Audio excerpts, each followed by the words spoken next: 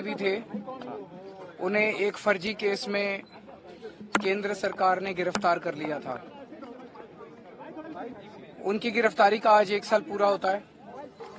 इस 1 साल के अंदर केंद्र सरकार कोर्ट में एक नए पैसे का भी सबूत पेश नहीं कर पाई और सुप्रीम कोर्ट में जब सुनवाई हो रही थी तो ये बात बार बार निकल के आई, जब जज साहब ने भी कहा कि केंद्र सरकार के पास मनीष सिसोदिया के खिलाफ कोई केस नहीं है, तो पूरा झूठा केस है। मनीष सिसोदिया जी ने 75 साल के बाद 75 साल में गरीबों की शिक्षा प्रणाली इतनी खराब हो गई थी, सरकारी स्कूलों का बुरा हाल था। 75 साल के बाद उन्होंने गरीबों को एक उम्मीद दी थी कि उनके बच्चों को भी अच्छी शिक्षा मिल सकती है, उनके बच्चों को भी अच्छा भविष्य मिल सकता है। मनीष सिसोदिया जी ने गरीबों के बच्चों को सपने देखने का अधिकार दिया था। ऐसे व्यक्ति को झूठे केस में फंसाकर आज 1 साल से जेल में डाला हुआ है।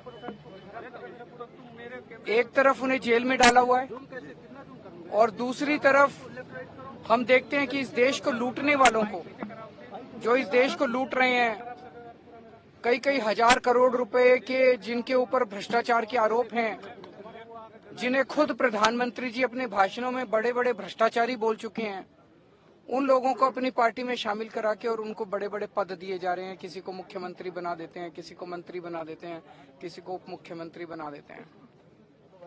तो एक वो कहावत है कि रामचंद्र कह गए सिया से, ऐसा कलयुग आएगा, हंस चुनेगा दाना दुनका, कौवा मोती खाएगा। आज वही हाल हमारे देश का हो गया है, जिसमें इस देश की तरक्की करने वाले लोगों को पकड़ पकड़ के जेल में डाला जा रहा है। इस देश का विकास, इस देश के गरीबों की चिंता करने वाले लोगों को, भविष्य देने वाले लोगों को पकड़ पकड़ के जेल में डाला जा रहा है और इस देश के लूटने वाले सत्ता का सुख भोग रहे हैं। आज हम दुख नहीं मना रहे मनीष जी का, वो हमारे लिए प्रेरणा है।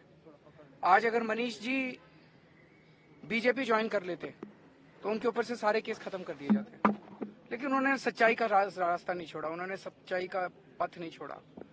उन्होंने तय कर लिया है कि चाहे जितनी मर्जी मुसीबतें आए, मैं सच्चाई के रास्ते पे रहूंगा, चाहे जितने साल जेल में डाले रखे मैं सच्चाई पे रहूंगा, क्योंकि मैंने कोई गलत काम नहीं किया।